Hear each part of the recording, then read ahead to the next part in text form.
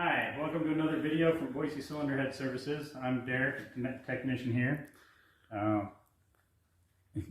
We're going to work on a couple of Subaru single overhead cam cylinder heads today. This is from a 2004 Subaru Outback. This is the left-hand head, this is the right one. We're just going to run through tearing them down and what to look at when you do that. Alright, so what we do first is always make sure you have your safety equipment on. Safety glasses are very important. This is the rocker arm assembly.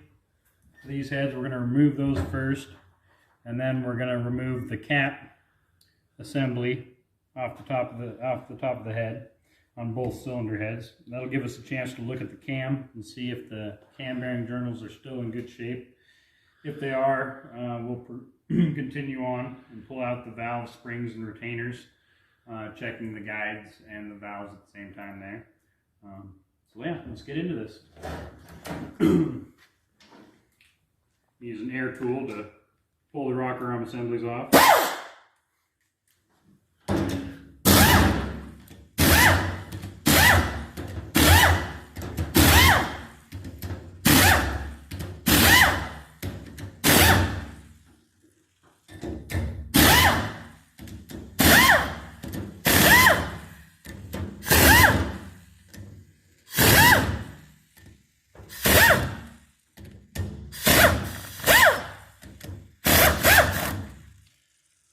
Once you got the bolts all the way backed off, we'll just wiggle these things loose.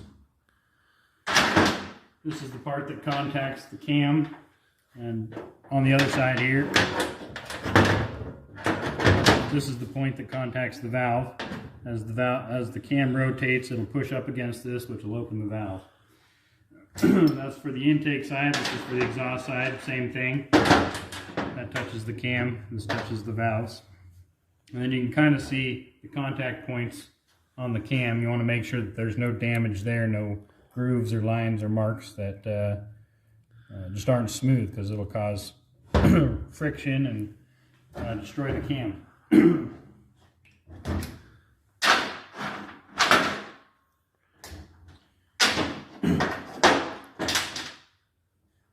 Once we have those removed, we can spin the cam and make sure that it spins freely. If it's bound up, that's not a good sign. That probably means we're going to have some significant cam damage. Next step here is to remove all these bolts along the cap here. We'll go through that next. You always want to make sure your tool's all the way into the hole. This is a torque bit, so we just make sure it's all the way down there. Sometimes dirt and debris will hold you up, and you'll end up stripping the thing out, which will cause quite a mess and a lot more work. All right, here we go. Yeah,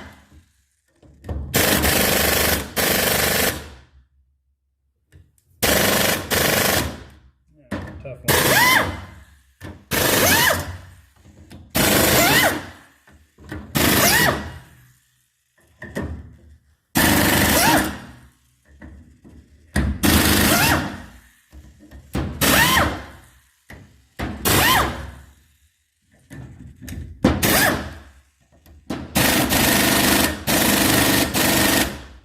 Got a couple of tough ones there. I'm going to grab a ratchet and we'll go hands on.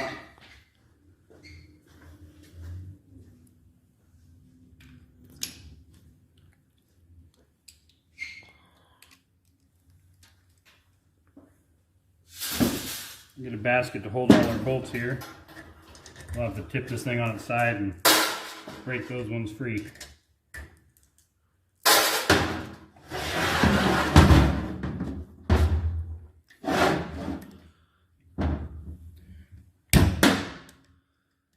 Once it's broken free, I'm sure our tool will pull them out, no problem.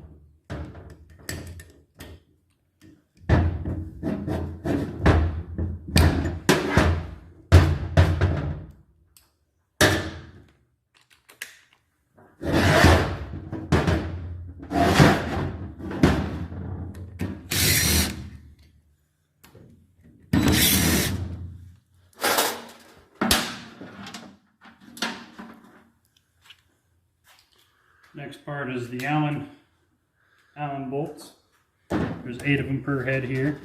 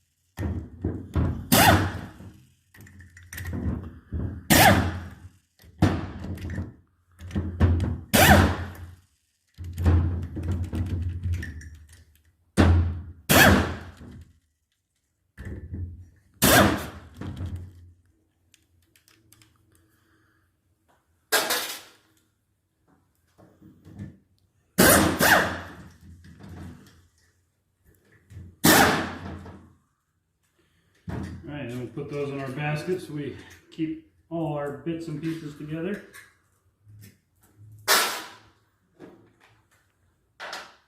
We just got 2 10mm bolts to take out on each head, and then we can pop this cap off.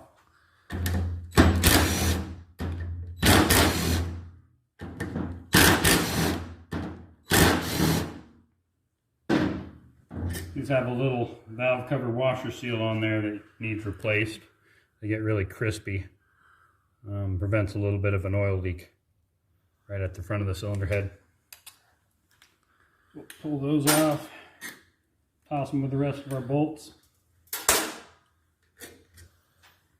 We'll clean those up and use them again on the rebuild, which we'll cover more of that next week on our next video. Alright, now we got all those out. You always want to make sure you got all those out, because if you go prying on this thing, you could break the cap and ruin the whole cylinder head.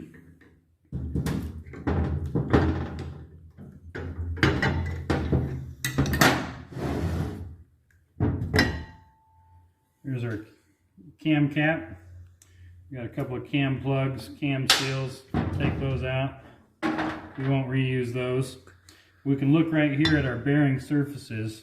This is where the cam spins freely there. You wouldn't want any grooves or debris that's been grinding into the cam cap or camshaft. We'll also look at the camshaft itself on that same contact area. Make sure there's no damage there. This one looks pretty good, a little dirty, but we'll clean that up. You also want to check the lobes. Look over the top and the heel of the lobe. Make sure there's no damage there. This cam looks like it'll be reusable. Then you also want to check this cam bearing surface here. Make sure there's no damage there. It looks pretty good. Pop the other one off and check it out.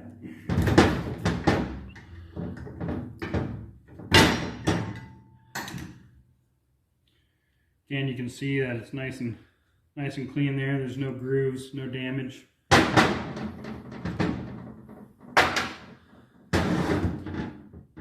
cam looks great as well.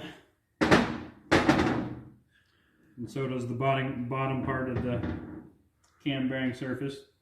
Our next step is to move these heads over to this machine here, and we'll remove our keepers and valves.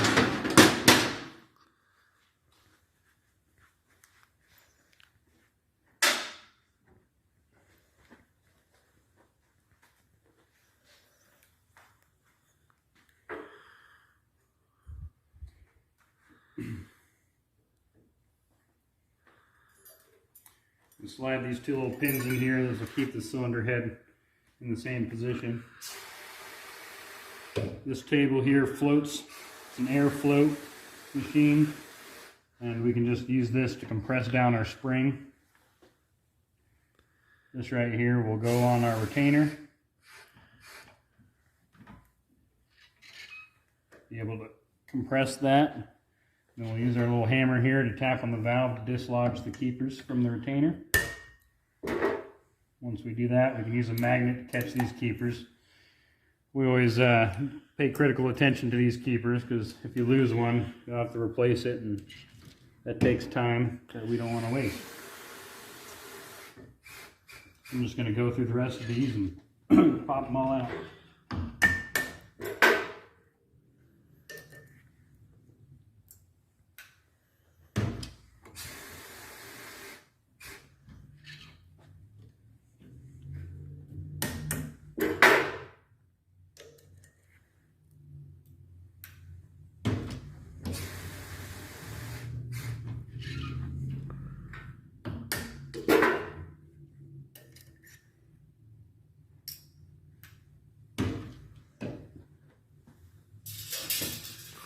Once we get the keepers dislodged from one side, we'll put all our springs and retainers in a basket.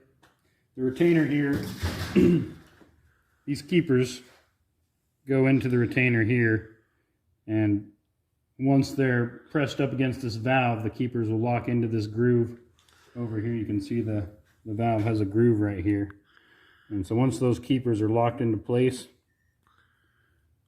the retainer can pull up on it and it'll wedge into place and lock that spring tension and valve together so that there'll be pressure to pull it back up and close the valve every time it gets opened.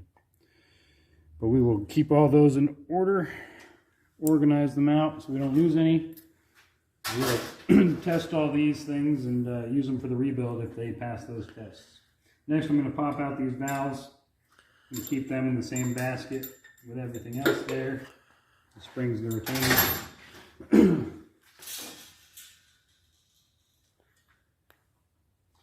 And you can, sometimes these things will be bent, so we'll look at them and see if they spin true. There's no wobble on these ones. All of them look pretty good. We'll grind them up, clean them up and grind them up later to make sure that they'll be of good enough quality to rebuild. We also check the tips of the valve to make sure there's not excessive wear. We're looking for a nice shiny spot with no pits or damage. I don't see any damage on these, so chances are they'll be we'll be able to save them, regrind them, and reuse them when we rebuild the cylinder head. I'm just going to flip this around and pull off the exhaust valves, doing the same thing.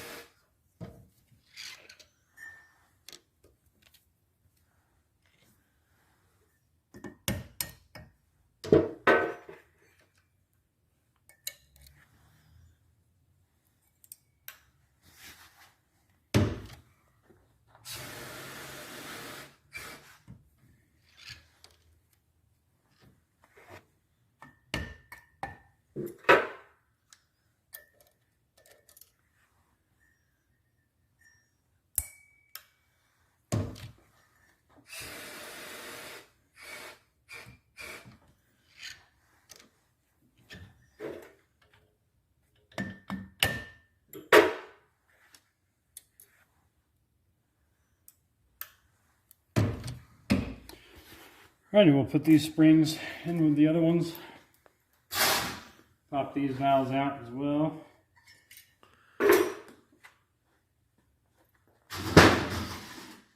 Also, when pulling out exhaust valves, I like to give them a little wiggle back and forth to see if they have proper guide clearance. We'll check it a little more thoroughly as we go through this rebuild, but it's always good to check to see if the guides are completely worn out. These ones all seem to be alright for our initial check. None of these valves seem to be bent or damaged on the tips, so chances are we'll be able to reuse those. Just going to tear this other head down the same way, and then we can pull the valve stem seals off and prep it for cleaning.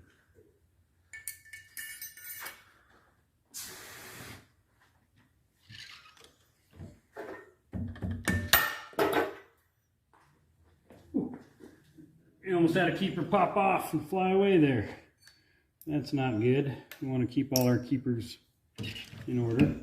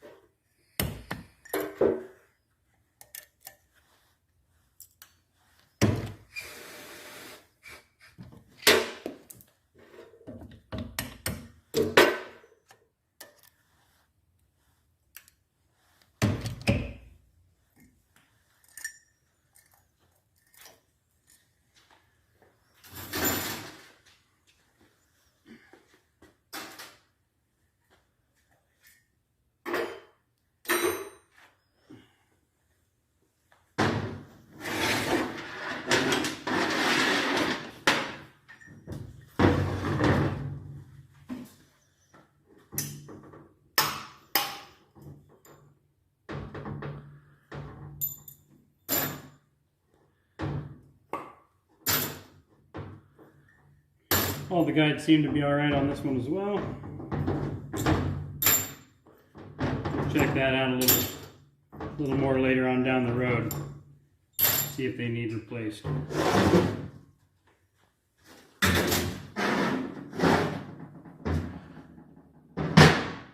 The next step is to pull off these valve stem seals here, and then we'll go down and pull out that little shim.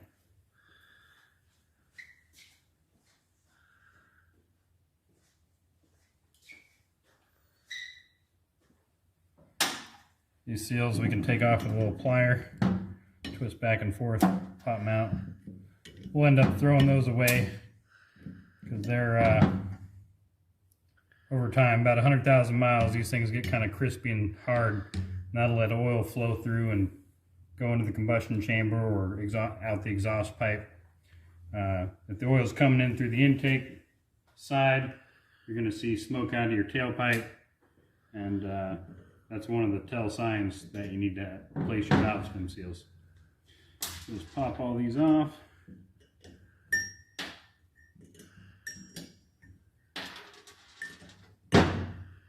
When you see a black and brown valve stem seal like these ones, it's usually a polyurethane rubber that we don't prefer to use here. We use Viton, which is a blue rubber, puts up with a lot more heat, lasts a lot longer.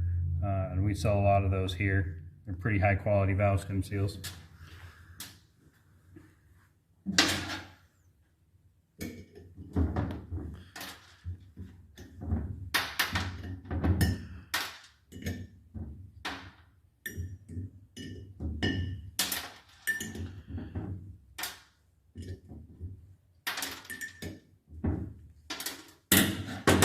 And this is the spring shim. The spring will sit right on there, and that bump is to locate that spring. When it's under pressure, it's not going to wiggle around a whole bunch because it got that centering it around the valve in the valve guide. So that's a pretty necessary piece there. It also protects the aluminum from the steel spring.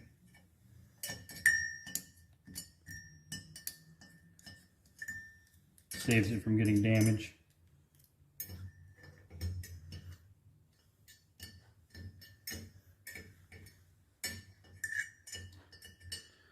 A lot of these are locked down because we cleaned them up prior, and so the chemical we used is hardened in there and making it a little trickier to get them out. We'll just have to let them soak for a little bit. Yeah, it'll take a little for that to come out. But this is our torn down cylinder head. We'd also want to look at the valve seat contact areas. That's where the valve right there will go down and contact against this seat area and seal off the combustion chamber from the exhaust ports or the intake ports. You need full vacuum, full seal for it to be a properly running cylinder, and so a lot of times we'll check it with a vacuum gun all said and done to confirm that. Our next step is to clean these cylinder heads up. We'll use a glass beater to make them look like brand new, and we'll change out the exhaust guides if need be, regrind or cut the exhaust and intake seats, and then we'll clean up all these parts, put them all back together with grease and gasket, lock them all down with these bolts all cleaned up, and do a couple verification checks, and then we'll have a rebuilt cylinder head, which we can go over that next week on our next video. But thank you for watching. This is the end of this video. Go ahead and hit that subscribe button and that bell link to get your notifications for any future videos. Thank you for your time and have a great day. Thank you for watching our video. I hope you enjoyed it. If I'm butchering it. Please subscribe to our channel if you like our videos. It'll really help our channel out. Hit that ding bell button so you can get our notifications. And go ahead and comment down below on future videos you'd like to see. It's all in your head.